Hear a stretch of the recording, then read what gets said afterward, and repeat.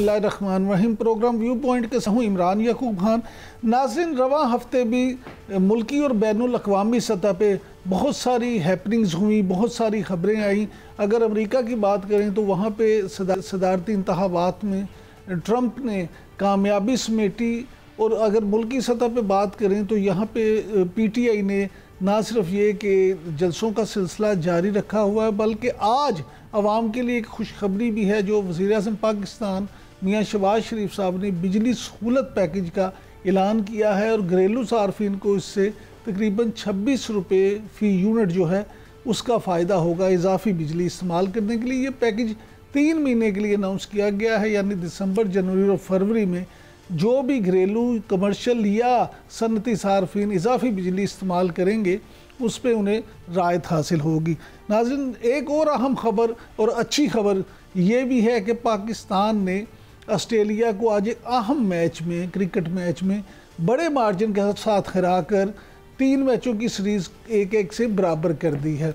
इसके अलावा नाज़रीन, अगर हम बात करें तो कश्मीर के हवाले से इंडिया ने जो फिर एक करारदाद असम्बली में पेश की, इसके क्या असरात होंगे और कश्मीरियों को कब तक भारतीय मुजालिम सहना पड़ेंगे, इन सब मौज़ूआत पे बात होगी। लेकिन सबसे पहले हम बात के पाकिस्तानी सियासत के हवाले से, बानी PTI इमरान खान साहब की रहाई के हवाले से, और तहरीक इंसाफ ने हालिया जो मूवमेंट शुरू की है एहतजाजी जलसों की, और कल स्वाबी में भी उनका जलसा होने जा रहा है, इस हवाले से। और हमारे साथ मौजूद हैं जनाब रऊफ़ हसन साहब, थिंक टैंक के सरबराह हैं। Thank you very much Rauf Hasan साहब, आपने व्यू पॉइंट के लिए टाइम दिया। ये फरमाइएगा कि अली अमीन गंडापुर साहब ने चंद रोज़ कबल ये ऐलान किया था कि 9 नवंबर को जो है वो एक बड़ा ऐलान किया जाएगा और अगला लाहा अमल जो है उसका भी ऐलान किया जाएगा। तो क्या PTI की क़यादत की मुशावरत हो गई है और कल कोई बड़ा ऐलान होने जा रहा है? मेहरबानी इमरान साहब।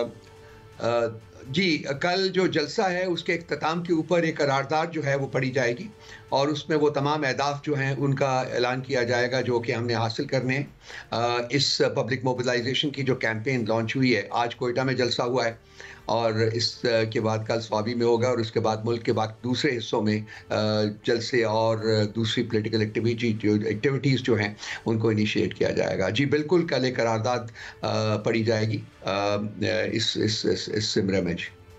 तो रऊफ़ हसन साहब, क्या इसका मतलब ये लिया जाए कि इन जलसों के बाद और पॉलिटिकल एक्टिविटीज़ के बाद PTI वाकई को बड़ा एहतजाजी अमल शुरू करने जा रही है? देखिए जी, ये जो एक्टिविटी शुरू होगी कल, वो एक्टिविटी जो है वो अपने इख्तिताम के ऊपर हमारी कोशिश होगी कि नवंबर के महीने के आखिर तक हो जाए, और इसका सबसे बड़ा हदफ जो है वो इमरान खान साहब की रिहाई है जी। और हम उम्मीद करते हैं कि ये एक्टिविटी के इख्तिताम के ऊपर हम अपना हदफ जो है, हम अपना जो ऑब्जेक्टिव है वो हासिल करने में कामयाब हो जाएंगे जी। सर, ये फरमाइएगा कि 9 मई से मुतल्लिका 4 मुकदमात में तो इमरान खान साहब की ज़मानत हो भी चुकी है, तो फिर क्या आपको उम्मीद है इस बात की कि जल्द ही दूसरे मुकदमात में भी उनकी ज़मानतें हो जाएंगी और रहाई मुमकिन होगी? इमरान साहब, अगर आप नज़र दौड़ाएं पिछले साल से ज़्यादा अरसे से, जब से खान साहब ये जाली और फ्रिवलस किस्म के मुकदमात का सामना कर रहे हैं, तो आपको ख़ुद पता चल जाएगा कि जब उनकी रिहाई एक मुकदमे में होती है तो दूसरा मुकदमा तैयार होता है, बना दिया जाता है और उसमें उनकी गिरफ्तारी डाल दी जाती है। दूसरे में जब रिहाई होती है तो फिर तीसरे में गिरफ्तारी डाल दी जाती है। अब ये 4 मुकदमे जो मेजर थे उनमें खान साहब की रिहाई हो चुकी हुई है, लेकिन उनको रिहा करने की बजाय उन्होंने ये 2 मुकदमात और तो शखाना 2 और ये 190 मिलियन जो पाउंड्स का जो मुकदमा है अलकादर वाला, उसको शुरू कर दिया था। तो जहाँ तक इनके इंटेंशंस का सवाल है, हमें इनसे बिल्कुल किसी अच्छे की उम्मीद नहीं है और हमें ये खौफ यही है कि, और हमारी अपनी प्रोजेक्शन भी ये है कि ये खान साहब को आज़ाद नहीं करना चाहते, और ये मुकदमात में भी अगर उनकी बरियत हो जाती है या बेल हो जाती है तो ये कोई ना कोई और मुकदमा, कोई और फेक एंड फ्रिवलस मुकदमा जो है उनके खिलाफ कायम कर देंगे। इसलिए ये ज़रूरी है कि हम जहां कानूनी महाज के ऊपर तो हम अपनी जद्दोजहद जारी रखे हुए हैं और हम अपनी जद्दोजहद जारी रखेंगे, लेकिन उसके साथ पब्लिक मोबिलाइजेशन जो है वो भी ज़रूरी है। और जो बाकी पॉलिटिकल एक्टिविटीज़ जिनका जिनका जिनका ऐलान जो हम कल करेंगे वो भी उनका भी इनिशिएट करना, उनको भी शुरू करना बहुत ज़रूरी है। तो एक कॉम्बिनेशन ऑफ जो हमारा कानूनी लड़ाई है उसका और पॉलिटिकल मोबिलाइजेशन का मेरा ख्याल एक ज़्यादा इफ़ेक्टिव हथियार होगा, जिससे खान साहब की रिहाई जो है वो मुमकिन हो सकेगी। रऊफ हसन साहब, आप तो फरमा रहे हैं कि ये कम्बिनेशन ज़्यादा इफेक्टिव होगा, लेकिन वफाकी वज़ीर इत्तलात और नशरियात अता तारिर साहब तो इससे को मुत्तफिक नज़र नहीं आते। पहले सुन लें कि उन्होंने क्या कहा इस हवाले से, कल जलसे के हवाले से, फिर आपसे बात करें। जी रऊफ साहब, वो तो कह रहे हैं कि तहरीके इंसाफ जो है वो छुप रही है, बंदा इकट्ठे नहीं होकर पा रही। किस शख्स का आप बयान चला रहे हैं, किस शख्स जिसको आप चाहते हैं कि हम उसको ट्रस्ट करें? अब आप भी इमरान साहब यहीं इसी शहर में, इसी मुल्क में रहते हैं। आप अगर पीटीआई के रीसेंट जो 4 जलसे हमने किए हैं उनकी तारीख निकाल के देख लीजिए तो आपको कुछ याद आया होता, मेरा ख्याल है कि याद आता होगा। लाहौर में हमारा जलसा हुआ है तो लाहौर को लॉकडाउन कर दिया गया है, तमाम शाहराहें ब्लॉक कर दी गई हैं, तमाम मोटरवेज ब्लॉक कर दी गई हैं, तमाम एक्सप्रेसवेज ब्लॉक कर दी गई हैं, शहर के अंदर की सड़कें जो हैं बल्कि गलियां तक ब्लॉक कर दी गई हैं। रावलपिंडी में जलसा हुआ है तो यही आपको पूरा शहर जो था वो बंद नज़र आया है, तब हर चीज़ को बंद कर दिया गया है, हर रास्ता जो है उसको ब्लॉक कर दिया गया है, हर शाहराह को ब्लॉक कर दिया गया है। यही हालत इस्लामाबाद की थी, यही हालत बाकी भी किसी शहर में अगर आप जलसा करें तो है। आज कोयटा भी यही हालत जो है, यही आलम जो है उसमें आप उसको देख सकते हैं। आप तस्वीरें देखिए, सोशल मीडिया के ऊपर फ्लोट हो रही हैं। तो किसी ऐसे शख्स का बयान चलाया कर इसका लफ्ज़ जो है वो कोई मानी रखता हो, कोई उसका लफ्ज़ जो है उसमें कोई सदाकत जो है वो झलकती हो। ये लोग एक स्टोलन मैंडेट के ऊपर हुकूमत कर रहे हैं और ये सिर्फ़ और सिर्फ अपनी ये जो हुकूमत है इसको झूठ की फाउंडेशंस के ऊपर कायम रखने की कोशिश कर रहे हैं। ज़्यादा देर नहीं चलेगी, ये मस्मार हो जाएगी, इसमें कोई ताकत नहीं है सिवाय झूठ के। अच्छा, तो ये अनकरीब जो है ये अपने अंजाम को पहुंचने वाले हैं। अच्छा रऊफ साहब, ये फरमाइएगा कि जैसे आपने फेक मुकदमात की बात की तो आज उमर अयूब साहब भी ये कहते नज़र आए कि जनाब आपके ख़िलाफ़ यानी तहरीक इंसाफ के लोगों के ख़िलाफ़ सियासी मुकदमात बनाए जा रहे हैं और वो दफ़ात लगाई जा रही हैं जो गैर मुल्कियों पे लगती हैं। तो अगर ऐसा ही है तो फिर अदालतों की तरफ से आला अदलिया में जाके आप ये सारी चीज़ें चैलेंज क्यों नहीं बर वक्त करते? देखिए वो ऑप्शन हमारे पास मौजूद है और हम कर भी रहे हैं। जहां हम हाई कोर्ट में या सुप्रीम कोर्ट में जा सकते हैं हम जा रहे हैं, लेकिन पाकिस्तान की एक जो जुडिशल प्रोसेस है उसका एक अपना तरीका है और हम वक्त से पहले जब तक हम ये लॉ जो हमारी अदालतें हैं वहाँ से एक जजमेंट नहीं आती उस वक्त तक हम उसको चैलेंज नहीं कर सकते। हाँ, कुछ सिचुएशंस में हम डायरेक्टली हायर कोर्ट्स में जा सकते हैं जो हम गए हुए हैं।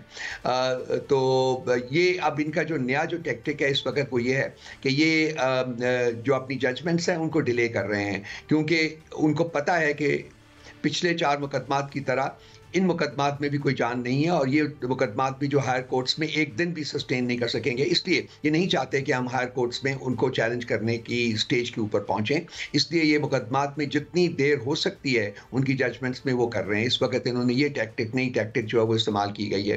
पहले ये रश करके जल्दी 8-8, 10-10, 12-12, 14-14 घंटे डेली हेयरिंग करके इन्होंने फ़ौरन पनिशमेंट्स दी और फिर उसके ऊपर भी हमारी जो अपील्स थी उनको इन्होंने इल्तवा में रखा अरसा दराज तक। तो जब हम फाइनली हाई कोर्ट में पहुंचे तो आपने खुद देखा कि वो 4 दिन भी नहीं मुकदमे सस्टेन कर सके और बेल्स हो गई खान साहब की। और अब भी ये जो मुकदमात हैं इनमें भी इंशाअल्लाह ताला अनकरीब बेल हो जाएगी और खान साहब आज़ाद हो जाएंगे। लेकिन रऊफ हसन साहब, यहाँ ये भी सवाल पैदा होता है कि JTI जो बनी है JIT, उन्होंने तफ्तीशी रिपोर्ट पेश की अदालत में, उसमें तो उस रिपोर्ट के मुताबिक उन्होंने बानी चेयरमैन की हमशीरा अलीमा खान, उज़मा खान साहिबा, फवाद चौधरी साहब और दीगर कई लोगों को कसूरवार करार दिया है। तो आप क्या समझते हैं कि ये रिपोर्ट सामने आने के बाद और अदालत में पेश होने के बाद इसके क्या असरात होंगे? देखिए जी, जेआईटी ने जो करना है, जेआईटी हुकूमत की बनाई हुई एक जेआईटी होती है और वो वही करती है जो कि उनको कमांड मिलती है हुकूमत की तरफ से, इन डाकुओं की हुकूमत की तरफ से, तो ऑब्वियसली वो तो वही करेंगे ना।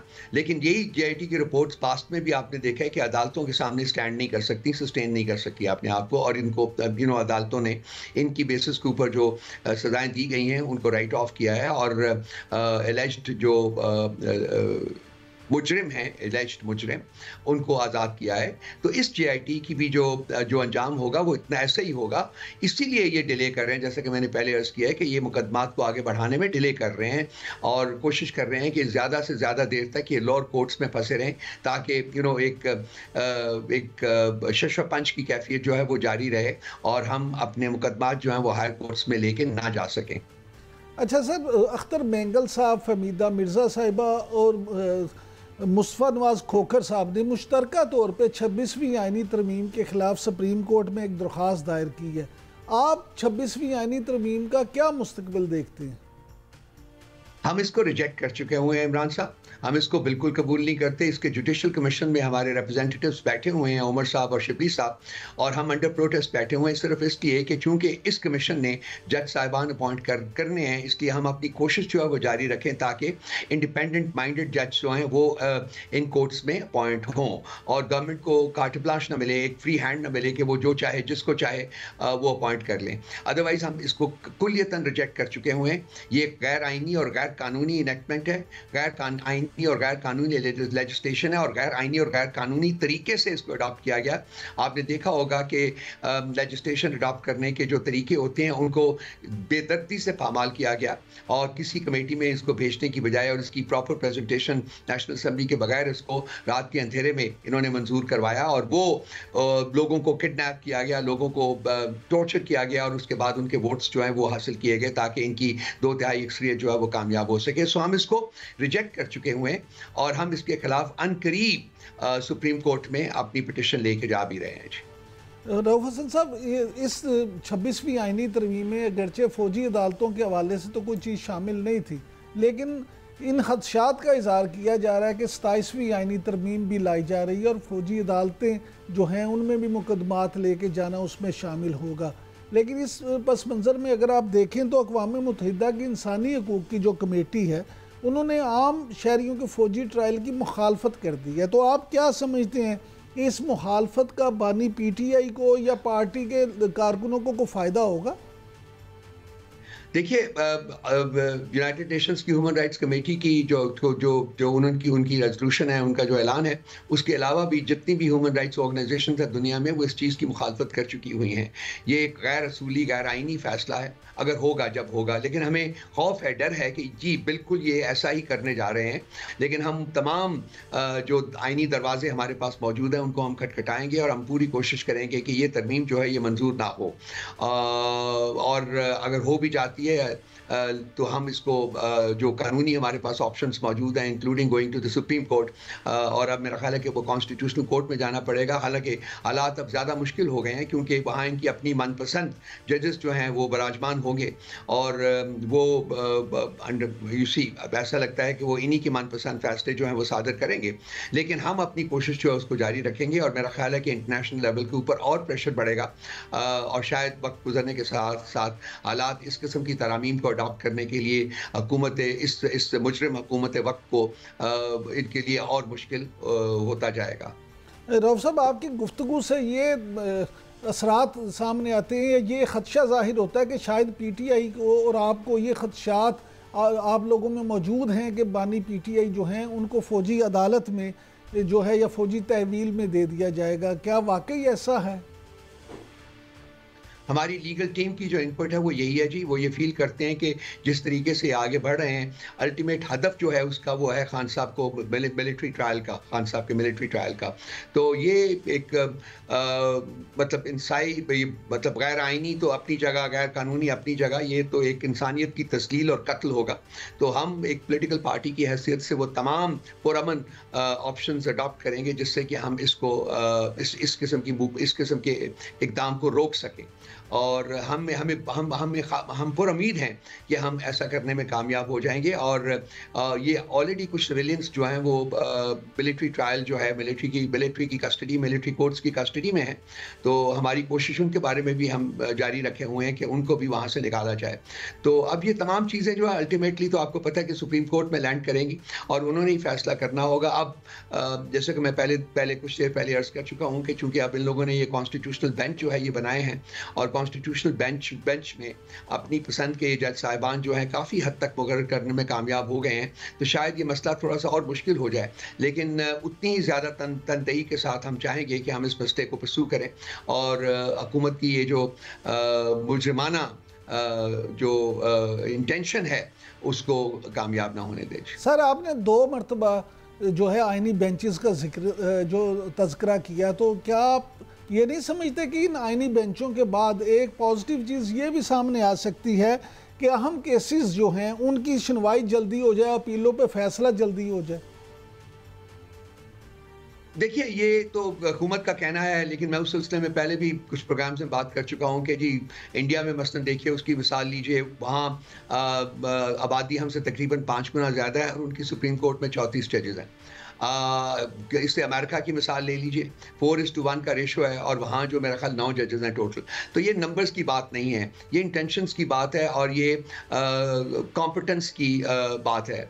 अनफॉर्चुनेटली जब ये कॉम्प्रोमाइज जजेस लगाते हैं तो ना वो कॉम्पिटेंट होते हैं और ना ही उनकी इंटेंशंस ठीक होती है। वो सिर्फ और सिर्फ उसका मकसद होता है कि हुकूमत वक्त जो है वो अपनी पसंद के फैसले जो हैं वो उनसे लिखवाना चाहती है। और ये पहले भी एक ट्रेडिशन है PMLN की हुकूमत की कि वो ऐसा करते आएंगे। आपको याद होगा सुप्रीम कोर्ट तक अटैक भी किया था, आपको याद होगा जस्टिस कयूम के टेलीफोन कॉल का। ये गंदी मिसालें जो हैं ये इससे PMLN की जो पार्टी की तारीख जो है वो रकम है वो लिखी हुई है। बार बार उन्होंने जुडिशरी को पामाल करने की कोशिश की है और ये अभी भी जो सारा कुछ हुआ है ये सिर्फ और सिर्फ जुडिशरी को, अदलिया को एग्जीक्यूटिव के सामने हाथों में मफकूद करने के लिए किया गया है। और अब आज इस वक्त जब हम बात कर रहे हैं, मेरा नहीं ख्याल कि पाकिस्तान में इंडिपेंडेंट जुडिशरी जो है वो मौजूद है, उसको ख़त्म कर दिया गया है। एक पैरेलल जुडिशल सिस्टम जो है वो इस्टेब्लिश कर दिया गया है। जुडिशरी होगी और उससे ये अपने तमाम जो फैसले हैं वो करवाएंगे और अपना जो ये निज़ाम है उसको चलाने की कोशिश करेंगे। लेकिन वक्त गुजरने के साथ साथ आई थिंक ये पॉसिबिलिटी जो है वो मुश्किल से मुश्किल तर होती जा रही है और अनकरीब आप देखेंगे कि अपने अंजाम को पहुँचेंगे। सर, आप की ये सारी गुफ्तगू देखें तो ये हुकूमत आपकी नज़र में तो नाकाम नज़र आती है, लेकिन हुकूमती जो लोग हैं उनका तो दावा है कि मईशत तरक्की कर रही है। वज़ीर आज़म ने आज भी एक बिजली सहूलत पैकेज का ऐलान किया है जिसके तहत 26 रुपये तक यूनिट जो है वो अगले सर्दियों के 3 महीने में सस्ता मिलेगा इजाफी बिजली जो के इस्तेमाल पे। उसके अलावा गवर्नर स्टेट बैंक कहते हैं कि जो ग्रोथ रेट है वो भी पहले से बेहतर होगा। तो ये सारी चीज़ों जो हैं उनको आप किस तरह से फिर देखते हैं? पाकिस्तान की तारीख आप पलट के देखिए तो आपको कभी कोई जाती हुई हुकूमत जो है वो ये नहीं मानती हुई नज़र आएगी कि हम जा रहे हैं। वो यही कहेगी जी कि हम पहले से ज़्यादा मजबूत हो चुके हुए हैं और ये एक्चुअली उनकी जो कमज़ोरी है उसकी निशानदेही करती है। इस हुकूमत की भी ये कमज़ोरी जो है ये दिन ब दिन ज़्यादा आया होती जा रही है। इनसे कुछ नहीं चल रहा, पाकिस्तान आगे नहीं बढ़ रहा, पाकिस्तान रुका हुआ है, पाकिस्तान मुंजमद होया हुआ है और ये ज़्यादातर तक ये हुकूमत जो है ना वो नहीं चल सकती। अनकरीब आप देखेंगे कि ये अपने अंजाम तक पहुँचेगी। खोखली है पाकिस्तान की, बहुत जो एसेट्स हैं उनको बेच के ये वक्त चला रही है, कर्जे लेके वक्त चला रही है। जो दोस्त ममालिक हैं उनके पास जो कशकोल लेके पहुंचे होते हैं हर दूसरे दिन, वहाँ से अपना कशकोल भरने की कोशिश करते हैं ताकि मुल्क कुछ दिन और चल जाए। कोई पॉलिसीज़ नहीं है, कोई विजन नहीं है, कोई आगे बढ़ने का जो अहदाफ होते हैं वो नहीं है। डे टू डे बेसिस के ऊपर ये हुकूमत चल रही है मेरे भाई और ये बिल्कुल अंदर से खोखली है। और अब अदलिया का जो एक हमारा पिलर है उसको मिसमार करने के बाद तो ये रियासत वैसे भी दो स्तूनों पे खड़ी है और बॉबली हो चुकी हुई है। ऐसे काम नहीं चलते हैं। ये नहीं होता कि चंद इश्खास का इकट्ठे होके वो रियासत के साथ खिलवाड़ करें और फिर ये भी उम्मीद करें कि नहीं रियासत तरक्की करेगी। ना, या खिलवाड़ होता है या तरक्की होती है और ये खिलवाड़ करने में ज़्यादा इंटरेस्टेड है बिकॉज इनके पास तो अवामी मैंडेट भी नहीं है। इन्होंने तो 8 फरवरी का जो मैंडेट था उसको 8 और 9 फरवरी की रात को चोरी किया हुआ है, डाका डाला हुआ है उसके ऊपर। तो ये इनकी किसी इक़दाम की दुनिया भर में कहीं एक्सेप्टेंस नहीं है। आप देखेंगे ये कि दिन ब दिन जो क्रिटिसिज्म बढ़ता जा रहा है और ये उसके ऑलरेडी बहुत प्रेशर में हैं। अब देख राना सना साहब क्या कह रहे हैं अमेरिका में इलेक्शंस के बारे में, अपनी ट्वीट्स जो हैं वो डिलीट करते फिर रहे हैं, पास्ट की ट्वीट्स। इसी तरह से उनके जो बाकी मिनिस्टर्स हैं, वो एक ऐसे इकबाल साहब, मिस्टर एरिस्टोटल, वो भी अपनी ट्वीट्स जो है वो डिलीट करते जा रहे हैं। देखिए इनके किरदार को देखिए, आप सर किरदार को देखिए। आपने सर अमेरिकन इलेक्शन का जिक्र किया, तो ये आम तौर पे ये सुनने में आ रहा है कि जी पीटीआई के लोगों ने बहुत ज़्यादा तवक्कुआत ट्रंप से वाबस्ता कर रखी हैं। उनका ख्याल है कि एकदम से ट्रंप सदारत संभालेंगे और खान साहब की राही हो जाएगी। क्या वाकई ऐसा है? आपकी इतनी तवक्कुआत वाबस्ता हैं प्रेसिडेंट ट्रंप से? हमने किसी भी गैर मुल्क से, बैरूनी मुल्क से इस किस्म की कोई तवक्कुआत नहीं अटैच की हुई, ना हम करेंगे। हम अपने जो हमारी जो स्ट्रगल है, हमारी जद्दोजहद जो है वो इस मुल्क की है, पाकिस्तान में, और यहाँ हम जारी रखेंगे। लेकिन अमेरिकन इलेक्शंस का जो खौफ है वो इस हुकूमत के मिनिस्टर्स के ऊपर जिस शिद्दत से तारी है वो आप देख सकते हैं। जो राना सनाब का एक वो मालिक के साथ प्रोग्राम था, वो ज़रा देखिए उसमें क्या फरमाते हैं। पहले कुछ कहते हैं, 5, 15, 20, 25 सेकंड के बाद कुछ और कह रहे हैं, अपने आप को कॉन्ट्रडिक्ट कर रहे हैं। यही हालत जो है वैसे इकबाल की है, यही हालत ख्वाजा साहब की है। वो तमाम जो अपनी अपनी रागनी अलाप रहे हैं, नहीं भाई कहीं नहीं बैठ सकेंगे, ये लेकिन जाना होगा, लेकिन सर जुल्फी बुखारी साहब तो कहते हैं कि वो नई अमेरिकी इंतजामिया से बात करेंगे और खान साहब की राय के लिए उनसे ज़रूर केस लड़ेंगे। ये उन्होंने स्टेटमेंट नहीं दी, उन्होंने इसको रिप्यूडिएट किया है। उन्होंने कहा है कि ये मैंने ऐसी स्टेटमेंट नहीं दी, ये गलत छापी गई है। ये जो मीडिया का भी जो रोल है, मेरे भाई आप भी मीडिया के मेंबर हैं, बड़े सीनियर मेंबर हैं, इमरान साहब आपको भी ज़रा कुछ इन लोगों को कुछ ख्याल करवाना चाहिए कि गलत खबरें फैलाकर प्रोपेगेंडा करके ये इंप्रेशंस क्रिएट करने की कोशिश करते हैं, लेकिन इसका कोई फ़ायदा नहीं होगा इनका। ये भी उल्टी इन्हीं के ऊपर पड़ेंगी ये चीज़ें। जी, जुल्फी बुखारी साहब ने ऐसी कोई स्टेटमेंट नहीं दी है। अच्छा रऊफ हसन साहब, ये फरमाइएगा कि पीटीआई के अंदर जो अपनी लड़ाइयाँ हैं और ग्रुपिंग है, फवाद चौधरी साहब के मामला देख लें, कभी वो आपके बारे में कोई बात करते हैं, कभी शेर अफजल मरवत साहब के बारे में बात करते हैं, कभी सलमान अकरम राजा साहब के साथ उनकी चपकलिश हो जाती है। इसी तरह मुख्तलिफ ग्रुप हैं, तो ये क्या मसला है? इस तरह से तो फिर पार्टी को नुकसान नहीं पहुंचेगा? यार ये आप जिस बंदे की बात आप कर रहे हैं कि वो बात करता है, क्या वो पीटीआई का मेंबर है? वो 22 जून 2023 को उसको पार्टी से निकाला जा चुका है। अगर आप मुझसे सवाल करेंगे एक ऐसे शख्स के बारे में जो कि पार्टी का मेंबर ही नहीं है, तो मेरे ऊपर क्या जवाब देना बनता है? आप उसको इस तरीके से इंटरप्रेट करेंगे कि ये डिवीजन जो है पार्टी के अंदर उसको रिफ्लेक्ट करता है। वो पार्टी का मेंबर ही नहीं है, कोई डिवीजन पार्टी के अंदर नहीं है भाई। ये सब सियासी जनाजे हैं, ये पार्टी के मेंबर नहीं हैं। इनका कहना पार्टी के बारे में कोई हैसियत नहीं रखता, कोई मीनिंग नहीं रखता। बहुत शुक्रिया। पार्टी के अंदर डिवीजन नहीं है, पार्टी यूनाइटेड है, यूनिफाइड है बिहाइंड इमरान खान। तरीका यूनाइटेड है, इमरान खान साहब के पीछे बिल्कुल इकट्ठे खड़े हैं और उसमें कोई ग्रुपिंग नहीं है, ये कहना है रऊफ हसन साहब का। नाज़रीन, अब वक्त हुआ एक ब्रेक का। जब हम ब्रेक से वापस आएंगे तो बात करेंगे पाकिस्तान की क्रिकेट टीम की आज एक ज़बरदस्त जीत की, और उसके अलावा चैंपियंस ट्रॉफी के हवाले से इंडिया के साथ जो कंट्रोवर्सी चल रही है उसके हवाले से भी बात करेंगे। और हमारे साथ मौजूद होंगे साबिक कप्तान सलमान भट्ट साहब। Stay with us.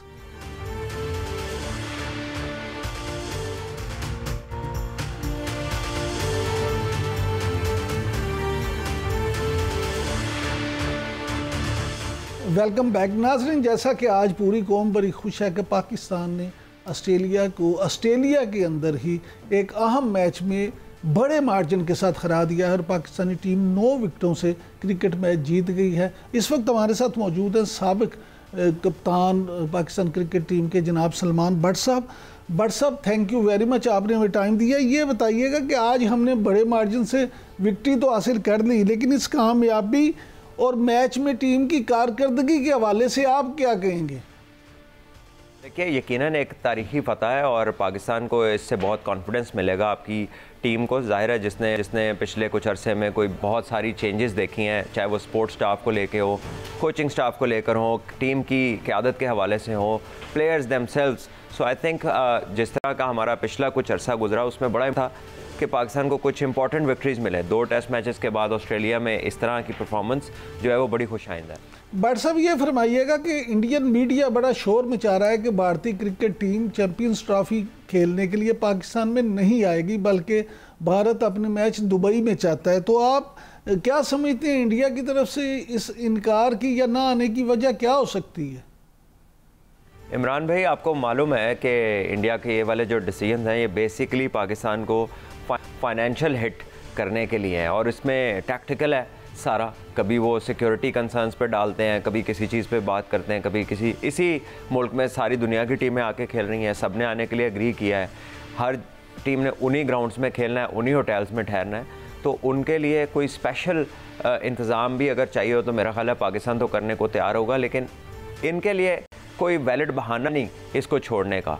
और मेरा ख्याल है कि ये it is more tactical hit rather than कि इसकी कोई एक्चुअल कोई लॉजिकल रीजनिंग हो। आज चेयरमैन पीसीबी जनाब मोहसिन नकवी साहब ने क्या बात की सहाफ़ियों से, वो आपको सुनाते हैं, फिर भट्ट साहब का मौक़िफ़ जानते हैं। लेकिन आप ये फरमाइए कि अगर बिलफर्ज इंडिया इनकार कर देता है तहरीरी तौर पे, तो फिर पाकिस्तान का अगला कदम क्या होगा? आईसीसी का इवेंट है और आईसीसी ने पाकिस्तान को इसकी मेज़बानी दी है। अब रिटर्न में कोई बात हुई होगी तो जाहिर है उन्होंने मांगा है कि जी रिटर्न में फिर हमें बताएं कि क्या रीजनिंग है, या आपने खेलना है या नहीं खेलना।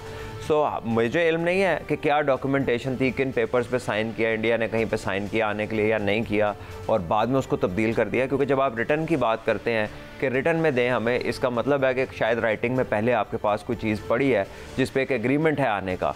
So because I don't know, तो मैं उस पर कोई ज़्यादा डिटेल में कॉमेंट तो नहीं कर सकता। भट्ट साहब, आपने आईसीसी का जिक्र किया, तो आईसीसी ने अभी तक चैंपियंस ट्रॉफी का कोई शेड्यूल जारी नहीं किया। हालांकि आज मोहसिन नकवी साहब भी कह रहे थे कि 100 दिन पहले शेड्यूल जारी करना जो है बड़ा ज़रूरी होता है। तो आप क्या समझते हैं कि इंडिया का जो ना आना, या इंडिया का कोई हाथ तो इसमें नहीं कि जिसने आईसीसी को रोका हुआ है अभी शेड्यूल जारी करने से? देखिए, इसमें क्या एंटिसिपेट करना चाहिए? आई थिंक कि आईसीसी को आप देखें तो यूजुअली 100 डेज़ का काउंटडाउन उसमें होता है टूर्नामेंट्स के अंदर। तो यहाँ पर अभी 100 दिन से ज़्यादा पड़े हैं। मेरा ख्याल जब वो आएंगे पाकिस्तान, उनका जो आईसीसी की टीम ने आना और वो आके यहाँ पर उसको लॉन्च करना है उन्होंने इवेंट को, तो उसी में पता चलेगा कि वो क्या शेड्यूलिंग है। और बड़ी अजीब बात होगी कि मैचेस के दिन दिए जाएँ, मैचेस का वक्त दिया जाए, और ये ना बताया जाए कि वो वक्त जिस जगह का दिया जा रहा है वो जगह कौन सी है। तो आई गेस ऐसा कभी हुआ नहीं है हिस्ट्री में। वी शैल सी कि आईसीसी की टीम आके क्या ऐलान। अच्छा भट्ट साहब, ये फरमाइएगा कि चैंपियंस ट्रॉफी के लिए पाकिस्तान में तैयारियां तो ज़ोरों शोर से जारी हैं। लाहौर में, कराची में स्टेडियम जो हैं उनकी भी तामीर जो है और तोसी, इसका काम जारी है। तो आप क्या समझते हैं, बर वक्त ये सब कुछ मुकम्मल हो जाएगा? देखिए, जितनी दफ़ा मैंने उनको देखा है मुझे तो काफ़ी कॉन्फिडेंट लगते हैं कि काम के हवाले से, कि काम जो है वो पहुंच जाएगा अपने आखिर तक इवेंट से काफ़ी पहले। क्योंकि ये टाइम शायद महीने का 1 महीना पहले का दिया गया है कि इवेंट से 1 महीना पहले ये सारे काम ख़त्म होने हैं। और उसकी पेस, क्योंकि सभी जर्नलिस्ट लोग कवर करते हैं, वो जाते हैं, देखते हैं। एक मीडिया सेशन भी हुआ है पिछले दिनों में, तो जिसमें सभी लोग काफ़ी सेटिस्फाइड थे कि बड़ी तेज़ी के साथ काम हो रहा है और राइट डायरेक्शन में चीज़ें और राइट स्पीड पे चल रही हैं। बॉडी लैंग्वेज से और उनके बयानात से तो बड़ी होपफुल चीज़ें नज़र आ रही हैं। वी शैल सी क्या होता है। Thank you very much Bhatt साहब। नाज़रीन, आपने सलमान भट्ट साहब की गुफ्तगू सुनी, वो तो बड़े होपफुल है कि चैंपियंस ट्रॉफी से काफ़ी पहले, बल्कि महीना पहले तक ये सब काम मुकम्मल हो जाएंगे। नाज़रीन, अब वक्त हुआ एक ब्रेक का। ब्रेक के बाद जब हम वापस आएंगे तो ब्रिगेडियर रिटायर्ड मसूद अहमद खान साहब हमारे साथ मौजूद होंगे और हम इंडिया के हवाले से, कश्मीर के हवाले से उनसे गुफ्तगू करेंगे।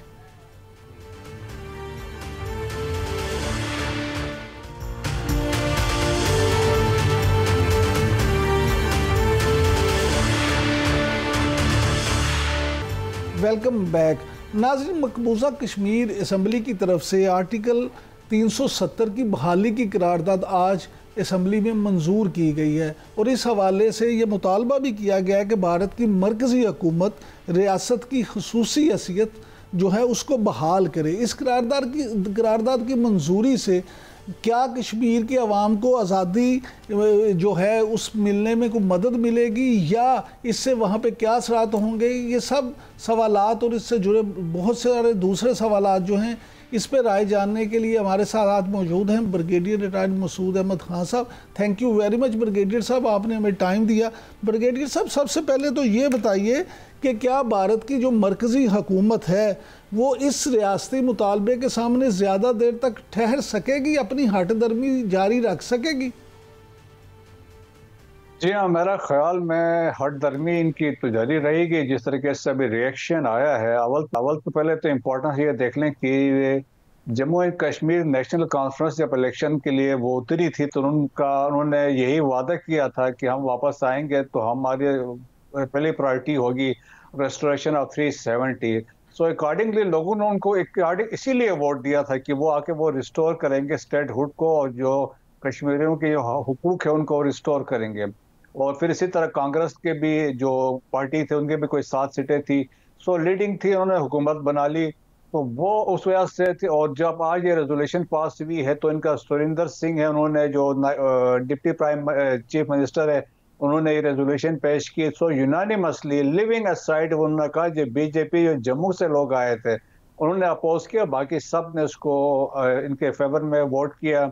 इसमें महबूबा मुफ्ती थी, सजाद लोन इसमें शामिल थे, आगा सईद रूहुल्लाह, बड़े बड़े जो लीडर्स थे। तो एक अच्छा कदम के तौर पर देखा जा सकता है, जिससे ये वो कश्मीर में खुशी मनाई गई है और मनाई जा रही है। लेकिन इंडिया के ऐवानों में खलबली मच गई है कि ये ऐसा क्यों कर हुआ, डिस्पाइट द फैक्ट जो है कि ये गवर्नमेंट जो बनी है वहाँ की, ये देखें इसके पास पावर्स नहीं है। इनको पास ये है कि वो लेजिस्लेशन आम कर सकते हैं, लेकिन फाइनेंशियल इम्प्लीकेशन जो भी होंगी उसकी अप्रूवल लेफ्टिनेंट गवर्नर देगा। सो उधर पावर्स नहीं है। ये कोई कानून साजी पब्लिक ऑर्डर पे नहीं कर सकती हैं और पुलिसिंग पे नहीं कर सकती हैं। तो आप समझ लें इसके पास पावर्स नहीं है, सेंट्रल चीजें कंट्रोल करेगा सो लेफ्टिनेंट गवर्नर। लेकिन इससे ये हुआ है कि मैसेज गया है बीजेपी को, हिंदुत्व का जो कंसेप्ट वो लेके आए थे that has been rejected by the people of Jammu and Kashmir. और तो मेरे ख्याल में एक बहुत सीरियस सेटबैक है। ब्रिगेडियर साहब, ये फरमाइएगा कि इस करारदाद की मंजूरी को फाशिस्ट मोदी हुकूमत के खिलाफ कारी ज़रब के तौर पे इस्तेमाल करते हुए क्या आप नहीं समझते कि पाकिस्तान को इस करारदाद के हक में आवाज़ उठानी चाहिए? यकीनन जी, बिल्कुल ऐसा ही है। मेरा ख्याल में जो हमारे फॉरेन ऑफिस की तरफ से भी इसमें कोई स्टेटमेंट आएगी, और हमारे जो स्पेशल रिप्रेजेंटेटिव हैं मुनीर अकरम साहब, वो फ्रिक्वेंटली बात करते रहते हैं, तो मेरे ख्याल में वो भी वहाँ पे रेज करेंगे। और दुनिया देखें, अगर आप रिसेंट अभी जिस तरह प्रेसिडेंट ट्रम्प वापस आए हैं, जब ये पहले ट्रम्प अपने उसमें थे तो उन्होंने कहा था मैं जम्मू कश्मीर पे मैं बातचीत करवा सकता हूँ। तो मेरा ख्याल में, और वो ही अंडरस्टैंड्स कि यहाँ पे जो रीजन की stability depends on Jammu and Kashmir, जो कोर इशू है बिटवीन इंडिया एंड पाकिस्तान है, तो मेरे ख्याल में उनकी भी यहाँ पे नज़र होगी। और तो इस पे एक हमारी यकीनन तरफ से बातचीत होनी चाहिए, और बिल्कुल उसको डिफरेंट फोरम्स पे यूरोपियन यूनियन के साथ OIC का जो रिसेंट समिट हो रही है उसमें भी उठाना चाहिए, और दूसरे बड़े जो इंटरनेशनल फोरम्स हैं वहाँ पे हमें रेस करना चाहिए। मसूद खान साहब, ये फरमाइएगा कि ये मौजूदा करारदाद की जो मंजूरी है, खसूसी हैसियत की बहाली, क्या आप समझते हैं कि इससे कश्मीरियों की जो आज़ादी की तहरीक है उसको भी बराह रास्त को फ़ायदा पहुँचेगा? देखें जी, इससे एक मैसेज तो दिया। देखें, जिस तरह मैंने बताया था, जम्मू एंड कश्मीर जो नेशनल कॉन्फ्रेंस थी उन्होंने यही कहा था हम रिस्टोर करेंगे। कांग्रेस ने भी यही कहा था कि रिस्टोर होना चाहिए। फिर देखे वरना जम्मू एंड कश्मीर में वोटिंग का टर्न आउट इतना नहीं होता जितना इस दफा था। So it was by design लोगों ने वोट दिया टू शो मोदी और फाशिस्ट रजीम को कि हम आपके साथ नहीं हैं और हम आपकी पॉलिसीज को पसंद नहीं करते हैं, उसको हम रिजेक्ट करते हैं। So therefore they voted Jammu and Kashmir national conference. ये पिछले इलेक्शन में इनको 14 सीटें मिली थी, इस दफा इस नारे की वजह से इनको 42 सीटें मिली हैं। तो मेरा ख्याल में एक बहुत अच्छी ये कदम है, और जो हुर्रियत पसंद है उससे इनको बूस्ट मिलेगी।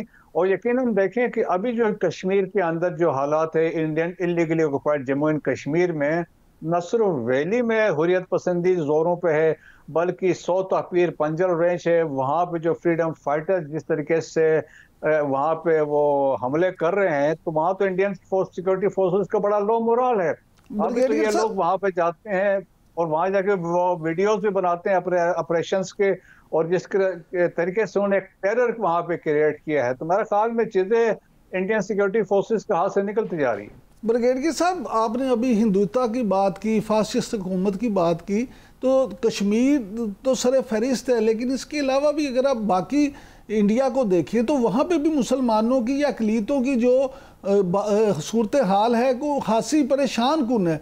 आप ये देखें कि अगर हम उनकी फ़िल्म इंडस्ट्री की बात करें तो उसके जो मेन पिलर हैं, जो सबसे बड़े किरदार हैं, वो शाहरुख खान हो या सलमान खान हो, उनको भी किन हालात का सामना रहता है। सलमान खान पे कातलाना हमला हुआ, उनके खिलाफ मुकदमा हुआ, उसी तरह से शाहरुख जो हैं उनकी आप देख लें, उनकी भी सूरत हाल आपके सामने है। तो ये सब लोग तो मुस्लिम अदाकार जो हैं ये भी तो हिंदुत्व का शिकार होते हैं। जी हाँ, ऐसा ही है। देखें कि 15% ऑफ इंडियन पॉपुलेशन जो है वो मुसलमानों पे मुश्तमिल है। थर्ड लार्जेस्ट पॉपुलेशन है, 20 करोड़ के करीब मुसलमान हैं। तो एक मुसलमान जो है वो बम्बई में जाके वहाँ पर ना फ्लैट नहीं खरीद सकता, जिस तरीके से शबाना आज़मी कई दफ़ा कह चुकी है कि वो मुस्लिम होने की वजह से उनको फ्लैट नहीं मिल रहा है। और फिर देखें कि जिस तरीके से बदमाशी, जो बिश्नोई गैंग जिस तरह आप रेफर कर रहे हैं, जो खुलेआम वो जेल में बैठा हुआ है और कह रहा है कि हम सलमान खान को टारगेट करेंगे। और इसके अलावा देखें ये बिश्नोई गैंग जो है वो तो लारस बिश्नोई जो है ये तो अभी तो एस्टेब्लिश हुआ कि रॉ इसको इस ग्रुप को यूज कर रही थी अगेंस्ट असैसिनेशन ऑफ 6 कनाडा में और एल्सवेयर प्लानिंग हो रही थी। तो मुसलमानों की तो कोई हैसियत नहीं है। जिस तरीके से वहाँ पे हमने देखा नेशनल NRC का जो है नेशनल रजिस्टर ऑफ सिटीजन से सिटीजन अमेंडमेंट एक्ट आया है मुसलमानों के लिए, जो गाय के गोश्त की वजह से मार पड़ रही है, लव जहाद का कंसेप्ट है उस पर मार पड़ रही है, और इसके अलावा घर वापसी की वो बात कर रहे हैं। और इसके अलावा देखें जो क्रिश्चियंस के साथ जो कुछ हो रहा है मणिपुर में, हमने देखा नॉर्थ ईस्ट इंडिया में जो वहाँ पे हो रहा है। और फिर आज की एक बड़ी इंटरेस्टिंग बात है कि प्राइम मिनिस्टर मोदी ने एक स्टेटमेंट दिया कि जी ये जो रेजोल्यूशन पास हुई है हम इसको मानते नहीं है, दुनिया की कोई ताकत इसको रिवर्स नहीं कर सकती है, हम अम्बेडकर का जो कानून है उसको लेके चलेंगे। अम्बेडकर जो था इसने इंडियन आइन बनाया था और वो दलित था, और वो इतना उस पर प्रेशर था और दलितों पे इतना प्रेशर आया जब उसके साथ थर्ड रेट सिटीजन के तौर पे वहाँ पे ट्रीटमेंट हो रही थी, शुदर थे, उनको मीनियल काम के लिए यूज हो रहे थे, उनके साथ बैठ के खाना नहीं खा सकते हैं, पानी नहीं पी सकते हैं। तो अम्बेडकर ने हिंदुइज्म को छोड़ के बुद्धिज्म को उसने कबूल कर लिया था। तो ये हालात में अपने मकसद के लिए आप अम्बेडकर का नाम ले रहे हैं, अपने मकसद के लिए गांधी का नाम लेते हैं, जबकि गांधी को कत्ल करने वाला नथुराम गोडसे था, वो RSS का वर्कर था। और इलेक्शन से पहले मोदी ने ये भी कहा था जब हम आएंगे तो सावरकर को हम एक भारत रत्न देंगे, जो basically he was behind the murder of Gandhi. तो ये डबल स्टैंडर्ड्स इनके हैं। मुसलमानों की वहाँ पे कोई हैसियत नहीं है, क्रिश्चियंस की कोई हैसियत नहीं है, दलित की कोई हैसियत नहीं है, आदिवासी जो ओरिजिनल लोग हैं उनकी कोई हैसियत नहीं है।